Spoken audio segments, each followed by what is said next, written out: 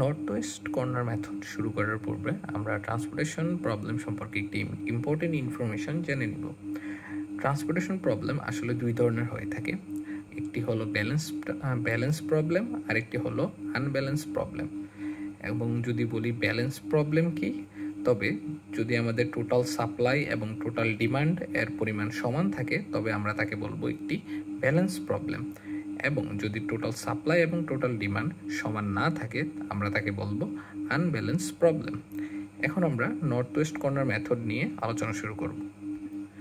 Transportation প্রবলেমগুলোতে আসলে এরকম একটি ছক আকারে প্রবলেমটি দেওয়া থাকে এবং আমরা এই ছকের ভিতরেই প্রবলেমটি সমাধান করতে পারি।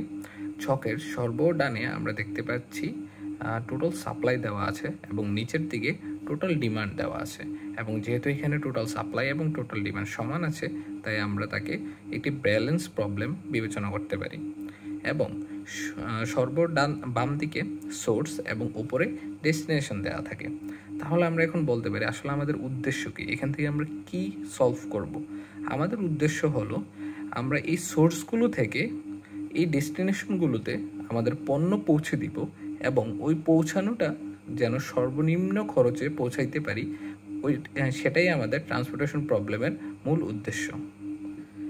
এই প্রবলেমটি সমাধানের জন্য আমরা নর্থ ওয়েস্ট কর্নার মেথড ব্যবহার করব। এবং নর্থ ওয়েস্ট কর্নার মেথড আসলে শুরু করা হয় একদম সর্ববামে যে ঘরটি আছে এই ঘর থেকে, এবং আস্তে আস্তে ডিমান্ড এবং সাপ্লাই অনুসারে আমরা বাম দিক থেকে সামনের দিকে অগ্রসর হব, প্রয়োজনে নিচের দিকে অগ্রসর হব, এবং সামনে এবং নিচের দিকে অগ্রসর হওয়াটা ডিপেন্ড করে ডিমান্ড এবং সাপ্লাইয়ের উপরে। আমরা কখনোই পিছনের দিকে অগ্রসর হব না, আমরা সর্বদা সামনের দিকে অথবা নিচের দিকে অগ্রসর হওয়ার চেষ্টা থাকবে। আমরা এখানে দেখছি যে আমাদের প্রথম রোতে সাপ্লাই আছে 70টি এবং প্রথম কলামে ডিমান্ড আছে 65টি। তো যেহেতু আমরা নর্থ ওয়েস্ট কর্নার মেথডের জন্য আমরা একদম প্রথম ঘর থেকে শুরু করতে হবে, এই জন্য আমরা সাপ্লাই এবং সাপ্লাইয়ের মাধ্যমে ডিমান্ডটি পূর্ণ করার চেষ্টা করব।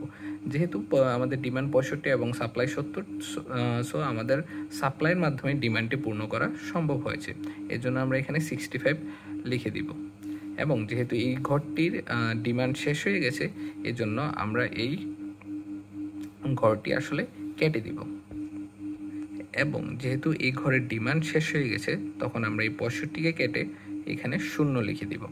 আর যেহেতু এই সাপ্লাই থেকে 70 থেকে 65 চলে গেছে তো এখানে আমরা একদম শুধু 5 লিখে দিব। সো D1-এর ডিমান্ড পূর্ণ করার পরেও আমাদের সাপ্লাই 5 এখনও রয়ে গেছে। তো আমরা এই সাপ্লাইটা আমাদের এই সামনের দুই ঘরের যে কোনো একজনকেই দিয়ে দিব। তো আমরা কাকে দেব, আমরা একদম সর্বনিকটে যে ঘরটি আছে আমরা সাপ্লাইটি তাকে দিয়ে দিব, অর্থাৎ আমাদের 6-এর সাথে আমরা 5 বসিয়ে দিব।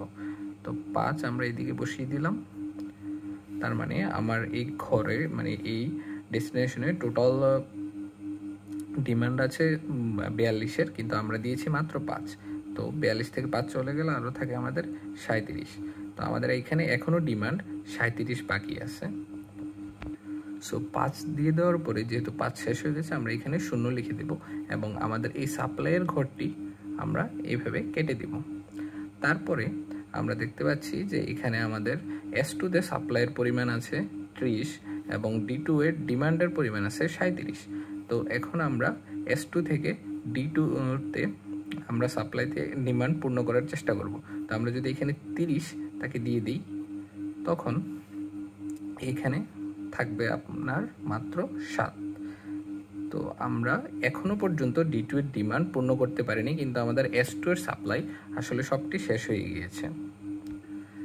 যেহেতু S2-এর সাপ্লাই শেষ হয়ে গিয়েছে তাই আমরা S2-এর ঘরটিও এইভাবে কেটে দিব।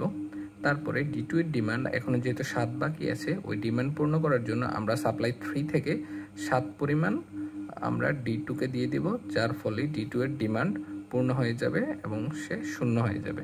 এখন যখনই তার ডিমান্ড পূর্ণ হয়ে গেছে আমরা এই ঘরটিকে আবার এইভাবে কেটে দেব। তারপরে আমাদের বাকি আছে এখানে 50 থেকে যেহেতু আমরা 7 দিয়ে দিয়েছি আমাদের 43 সাপ্লাইয়ের পরিমাণ বাকি আছে, এবং আমাদের যে থার্ড ঘরের যে ডিমান্ড আছে সেই ডিমান্ডের পরিমাণও 43। সো আমাদের এখন সাপ্লাই এবং ডিমান্ড সমানই রয়ে গেছে। সো আমরা এখান থেকে 43 ডিমান্ড পূর্ণ করে ফেললে তা এটাও আমাদের 0 হয়ে যায়, এটাও হয়ে যায় 0। তখন যেহেতু আমাদের ডিমান্ড পূর্ণ হয়ে গেছে, আমরা এই ঘরটিকে আবার এইভাবে কেটে দিতে পারি। সো এখন যেহেতু আমাদের সাপ্লাই এবং ডিমান্ড দুটি পূর্ণ করা হয়ে গেছে, এখন আমরা এখানে টোটাল কস্টের পরিমাণটা হিসাব করব। এবং এটা হিসাব করার মেথডটাও খুব সহজ। আমরা যেহেতু দেখি প্রথম করে আমরা ডিমান্ড ছিল 65 এবং আমরা 65 দিয়েছি এবং কস্ট ছিল 5 টাকা করে, তো আমরা 5 এবং 65কে একসাথে গুণ করে দিব এবং তার সাথে অন্যান্য যেই গুণফলগুলো আছে তার সবগুলো একসাথে যোগ করব। তো আমরা দ্বিতীয় ঘরে দেখি আমাদের কস্ট ছিল 6 এবং আমরা তার ডিমান্ড পূর্ণ করেছি 5 সাপ্লাই দিয়ে। সো 6 × 5 প্লাস পরবর্তী ঘরে আমাদের কস্ট ছিল 2 টাকা করে এবং আমরা তাকে সাপ্লাই দিয়েছি 30 পরিমাণ। সো 2 × 30 এবং প্লাস আমাদের তারপর ছিল 5 × 7 এবং তারপর হবে 43 × 4। সো এই সবগুলোকে একসাথে গুণ করে যোগ করার পরে যে অ্যান্সারটা পাবেন ওটাই হবে আমাদের total minimum cost. Actually total cost না, এটা হবে মিনিমাম কস্ট।